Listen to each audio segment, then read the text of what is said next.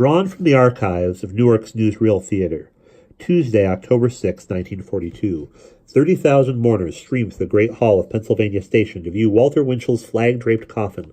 The turnout exceeds even the expectations of New York's Mayor Piero LaGuardia, whose decision it was to transform the assassination into an occasion for a citywide day of mourning for American victims of Nazi violence, culminating in a funeral oration to be delivered by FDR. Outside the station, as at numerous other locations throughout the city, silent men and women dressed in somber clothing distribute half-dollar-sized black buttons whose white lettering poses the question, "Where is Lindbergh?" Just before noon, Mayor LaGuardia arrives at the studio of the city radio station,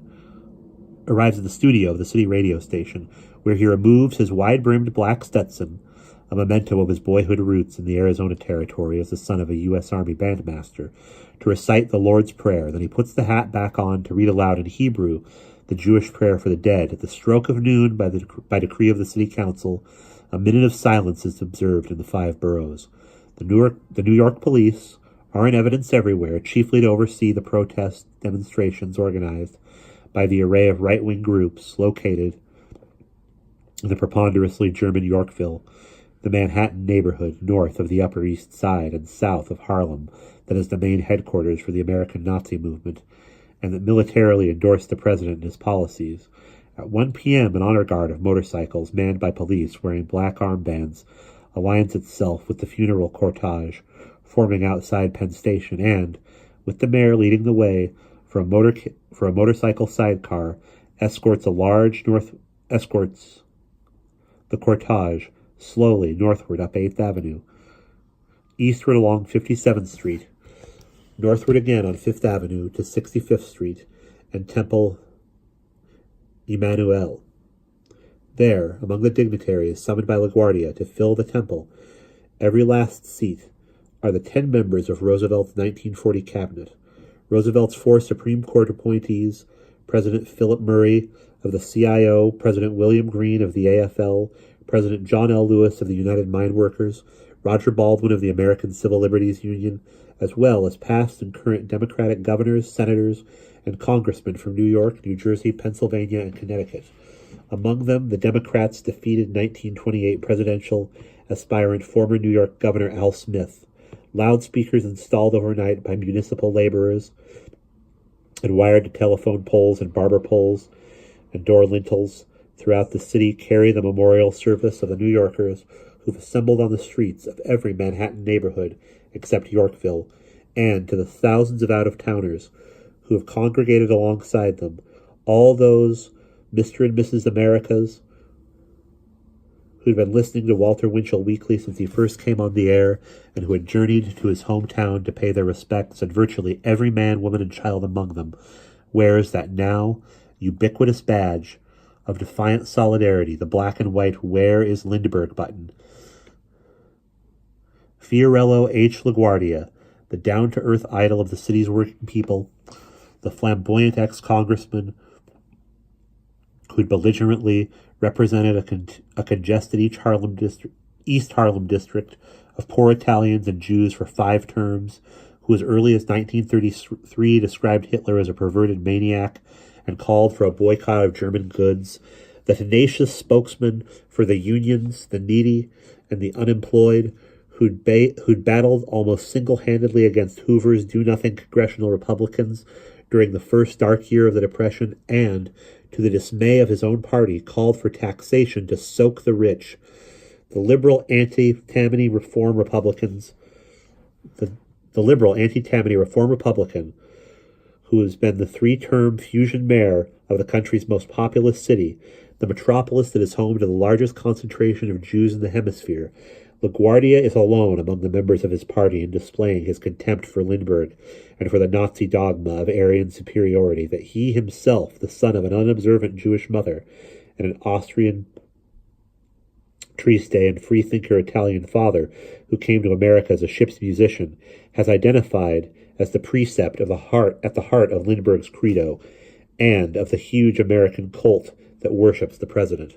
LaGuardia stands beside the coffin and addresses the dignitaries with the same excitable, high-pitched voice in which he famously narrated the Sunday comic strips over the city's radio station to the city's children every Sunday morning during a New York newspaper strike, like the best of uncles, proceeding patiently, panel by panel, balloon by balloon, from Dick Tracy to Little Orphan Annie, and so on, through the rest of the serialized funnies. "We can dispense with the can't at the start," says the mayor. "Everybody knows that Walter was not a lovely human being. Walter was not the strong, silent type who hides everything, but the muckraker who hates everything hidden. As anybody who ever turned up in his column can tell you, Walter was not always as accurate as he might have been. He was not shy. He was not modest. He was not decorous, discreet, kindly, etc. My friends, if I were to list for you everything lovely that W.W. was not, we'd be here till next Yom Kippur. I'm afraid that the late Walter Winchell was just one more doozy of a specimen of the imperfect man. In declaring himself a candidate for the presidency of the United States, were his motives pure as ivory soap? Walter Winchell's motives? Was his preposterous candidacy uncontaminated by a raving ego? My friends, only a Charles A. Lindbergh has motives as pure as ivory soap when he runs for the American presidency. Only a Charles A. Lindbergh is decorous, discreet, etc. Oh, and accurate, too. Wholly accurate, always. When every few months he summons up the gregariousness to address his 10 favorite platitudes to the nation, only a Charles A. Lindbergh is a selfless ruler and a strong, silent saint. Walter, on the other hand, was Mr. Gossip Colonist. Walter, on the other hand, was Mr. Broadway, liked the ponies, liked the late hours, liked Sherman Billingsley. Somebody once told me he even liked the girls, and the repeal of that noble experiment, as Mr. Herbert Hoover called it, the repeal of the hypocritical, expensive, stupid, unenforceable 18th Amendment was no more ignoble to Walter Winchell than it was to the rest of us here in New York. In short, Walter Winchell lacked every gleaming virtue demonstrated daily by the incorruptible test pilot ensconced in the White House. Oh yes, several more differences that are perhaps worth noting between fallible Walter and infallible Lindy. Our president is a fascist sympathizer, more than likely an outright fascist, and Walter Winchell was the enemy of the fascist. Our president is no lover of Jews, and more than likely a dyed-in-the-wool anti-Semite, while Walter Winchell was a Jew, and the unwavering, vociferous enemy of the anti-Semite. Our president is an admirer of Adolf Hitler, and more than likely a Nazi himself. And Walter Winchell was Hitler's first American enemy and his worst American enemy. There's where our imperfect Walter was incorruptible. Where it mattered. Walter is too loud. Walter talks too fast. Walter says too much, and yet, by comparison, Walter's vulgarity is something great. And Lindbergh's decorum is hideous. Walter Winchell, my friends, is the enemy of Nazis everywhere, not excluding the Dizes and the Bilbos and the Parnell Thomases who serve their Fuhrer in the United States Congress, not excluding the Hitlerites who write for the New York Journal-American and the New York Daily News, not excluding those who royally fate Nazi murderers in our American White House at the taxpayers' expense. And it was because he was Hitler's enemy, and it was because he was the Nazis' enemy, that Walter Winchell was gunned down yesterday in the shadow of the statue of Thomas Jefferson in gracious old Louisville's most historic and beautiful public square. For speaking his mind in the state of Kentucky, W.W. was assassinated by the Nazis of America, who, thanks to the silence of our strong, silent, selfless president, today run rampant through this great land. It can't happen here. My friends, it is happening here. And where is Lindbergh? Where is Lindbergh? Out in the streets, those listening together around the loudspeakers take up the mayor's cry, and soon their chant is cascading eerily across the entire city. Where is Lindbergh? Where is Lindbergh? Well, inside the synagogue, the mayor repeats and repeats his 4 irate syllables, angrily banging the pulpit like an orator theatrically emphasizing a point, but like an outraged citizen demanding the truth. Where is Lindbergh?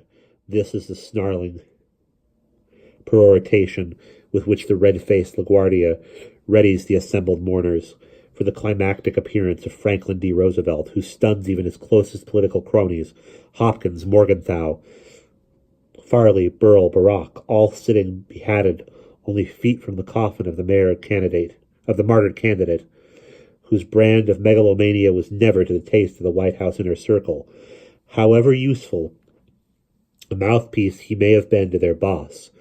By ordaining as Winchell's successor the cunning, contemptuous, short-tempered, bull-headed, roly-poly politico standing 5 feet 2 inches tall and known affectionately to his devoted constituents as the Little Flower, from the pulpit of Temple Emmanuel, the nominal head of the Democratic Party pledges his support to New York's Republican mayor as a national unity candidate to oppose Lindbergh's quest for a second term in 1944.